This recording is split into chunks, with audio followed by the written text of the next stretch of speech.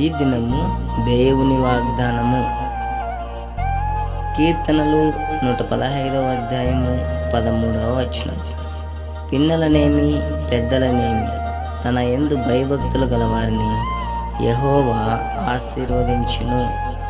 ఈ వాగ్దానం మీకు మీ కుటుంబాలకు ఈ దినమంతయు తోడైండునుగాక. ఆమేన్.